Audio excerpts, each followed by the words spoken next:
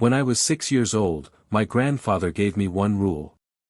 If you ever hear your name coming from the woods, don't answer. I broke that rule on a foggy road in Appalachia. And something followed me home that night. This is what happened. People romanticize Appalachia. They talk about misty mountains, old cabins, and quiet roads like it's some kind of postcard. But if you grew up anywhere near those ridges, you learn early that quiet doesn't mean safe. Quiet just means there's more room for things you can't explain. I'm not writing this to sound mysterious. I'm writing it because I spent most of my life pretending this was normal, and it wasn't. And if you've ever driven through Appalachia at night and felt that sudden pressure in your chest for no reason, like the woods were paying attention, then you already understand what I mean. I grew up in western North Carolina, the kind of place where your neighbors are miles apart and people don't knock on your door unless it matters. My family didn't have much. We had an old house on a slope, a gravel driveway that washed out every spring, and a patch of forest behind us that looked the same every season, dense, dark, and uninviting. My grandfather owned most of the land around us, or at least he said he did. Locals called him a hard man. Not cruel, just fixed. The kind of person who didn't bend. I never saw him cry. I never even saw him rush. He moved like the world would wait for him. One of my earliest memories is him stopping me from going into the woods alone. I couldn't have been older than 6. I had wandered past the edge of the yard chasing a dog, and he grabbed my wrist so hard it left a mark. He didn't yell. He didn't lecture. He leaned down, looked me straight in the eyes, and said, "If you hear your name back there, you don't answer." Then he let go like nothing happened and walked inside. I remember standing there in the yard feeling stupid, like I'd gotten in trouble for something everyone else already knew. As I got older, I learned that my grandpa had a whole list of rules that didn't make sense unless you lived there. Don't whistle after dark. Don't leave shoes outside. Don't follow a deer off the trail. Don't camp near the old logging road. And the one he repeated more than any other, don't answer when something calls you from the woods. I'm going to be honest, when you're a teenager, you think adults are dramatic. You assume they're making up stories to scare you into behaving. So when I got my driver's license, I did what every kid in a small mountain town does. I tested the boundaries. I drove roads I wasn't supposed to. I parked in places where no one could see me. I did all the dumb stuff you do when the world feels too small and you want to prove you're bigger than it. That's how I ended up on Old Mill Road. Old Mill Road isn't on most maps. It's a narrow, twisting stretch that runs behind a set of ridges and connects to nothing important. It used to lead to a logging site decades ago, back when the mills were still running and people worked until their hands bled. By the time I was 16, it was mostly a shortcut locals used during the day and avoided at night. Not because it was dangerous, no cliffs, no sharp drop-offs, just because it felt wrong after dark. Like the darkness wasn't empty. Like it was occupied. I went there on a Friday night in late October. That kind of cold, wet Appalachian autumn where fog clings low to the road and the leaves stick to your tires. I was driving my mom's old sedan, windows fogging up, radio low. I didn't have a reason. I just wanted to drive until the town lights disappeared behind me. I remember thinking I'd turn around as soon as it got too creepy. But the thing about that road is it doesn't feel creepy at first. It feels normal. Trees. Gravel. Occasional mailbox. Then you realize you haven't seen a single porch light in 15 minutes. You haven't passed another car. You don't have service anymore. And the fog has thickened so much it looks like smoke. I was about to turn around when I saw the truck. It was parked ahead on the shoulder, angled slightly toward the ditch. Old pickup, dark color, no hazard lights. The kind of thing you'd see in those mountains all the time. But it bothered me because it didn't make sense for it to be there, not running, not moving. There was no driveway, no house, no trailhead. Just forest. I slowed down, and my headlights swept across the cab. Someone was inside. They weren't moving. Just sitting upright, facing forward, hands on the wheel like they were waiting. My first thought was that the driver had fallen asleep. My second thought was that the driver was watching me. I kept rolling slowly, telling myself I'd pass, maybe glance over, maybe wave. But when I got close enough, I realized something about the truck that made my stomach tighten. There was no plate. Not missing. Not bent. Not covered in mud. The spot where the plate should have been was clean, like it had never been mounted there. I passed it without looking directly at the driver. I stared straight ahead, hands tight on the wheel, feeling stupid for being nervous. It was just a truck. It was just fog. It was just a road. Then my radio cut out. Not static, just silence, like someone hit mute. The display flickered. I reached to turn it off, and the speakers popped with a single sound, a breath. Slow, controlled, right up against the microphone. Then a voice spoke so close it sounded like it was inside my car. Pull over. I nearly swerved. I slammed the radio off and kept driving. I told myself I imagined it. I told myself the radio picked up a weird frequency. I told myself anything that would keep me from panicking. A minute later, I saw headlights behind me. At first I felt relief, another driver, another human presence. Then I looked closer. The headlights were too high. Too wide. A truck. The same truck. Following me. I know it was the same because one of its headlights was slightly dimmer, like an old bulb about to die. That detail stuck in my mind, burned into it. I tried to accelerate, and the truck matched my speed. I slowed down, and it slowed down. It stayed far enough back to not look aggressive, but close enough that it was clearly intentional. I told myself it was someone messing with me. Some local guy who didn't like teenagers joyriding. I kept driving, searching for a place to turn off. There weren't any. Just trees and fog and the road stretching forward like it had no end. Then the fog opened up and I saw a set of taillights ahead. Another vehicle. Relief hit me again, but it didn't last. As I got closer, I realized the taillights weren't moving. They belonged to a car sitting in the middle of the road. No hazard lights. No brake lights. Just two red dots hanging there in the fog. I slowed down, heart pounding, and as my headlights lit the car, I saw that the driver's door was open. And there was someone standing beside it. They were facing away from me, hunched slightly, like they were looking down at something on the ground. I couldn't see their face, only the outline of a jacket and the pale shape of their hands. They didn't react to my headlights. They didn't step aside. They didn't wave. They just stood there, motionless. My brain did that thing it does in emergencies where it tries to categorize what it's seeing into something normal. Car broke down.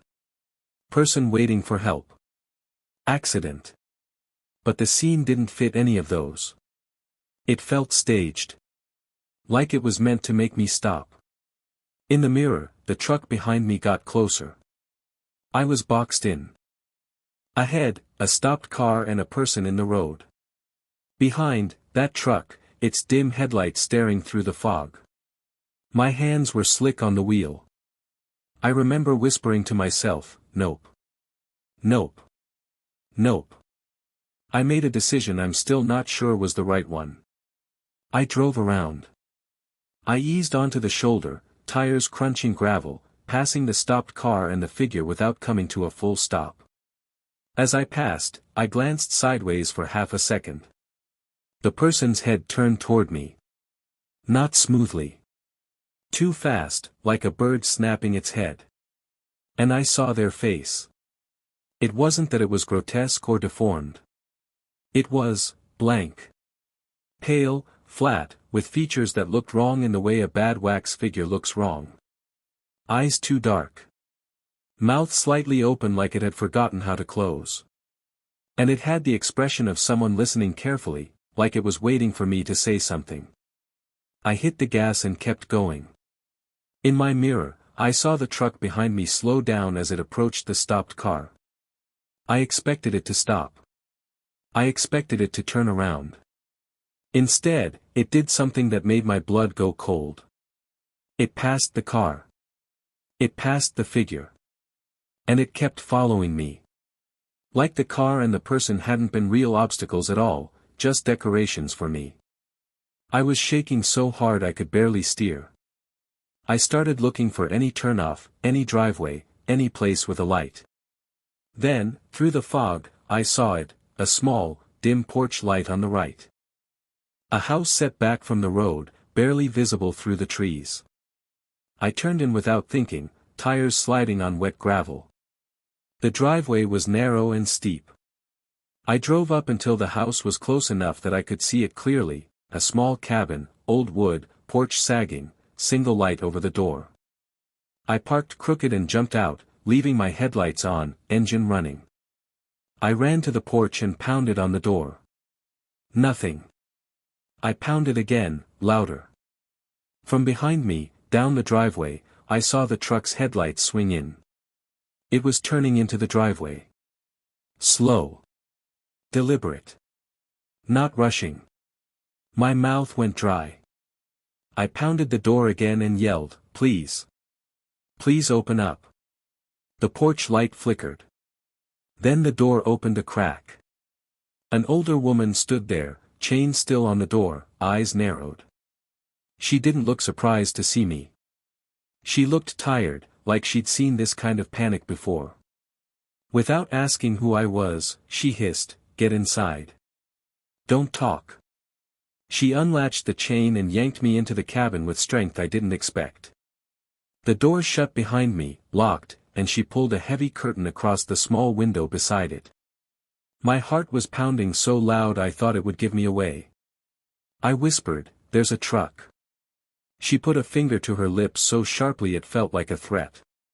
"Don't speak to it," she whispered back. "It wants you to speak." I stared at her, confused, terrified. Outside, the truck's engine idled at the bottom of the driveway. It didn't come closer. It just sat there. We stood in silence for what felt like forever. I could hear my own breathing. I tried to slow it down. The woman kept her eyes on the window like she could see through the curtain. Then, from outside, something happened. A knock.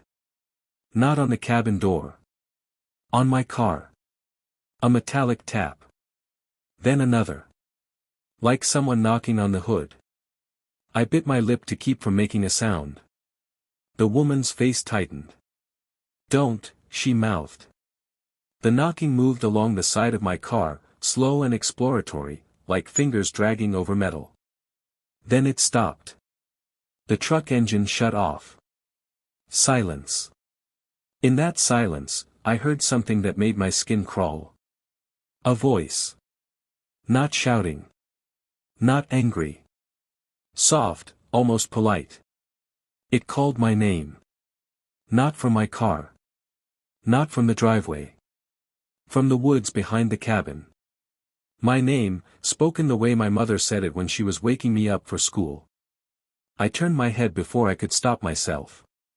The woman grabbed my wrist, hard. Her nails dug into my skin. She shook her head so violently her hair came loose. "No," she mouthed again. The voice called my name a second time, closer. Then a third, right outside the wall. The cabin felt suddenly small, like the dark outside was pressing in. I could feel the woman's grip tightening, like she was afraid I'd answer without meaning to. I squeezed my eyes shut. The voice stopped. A few seconds passed.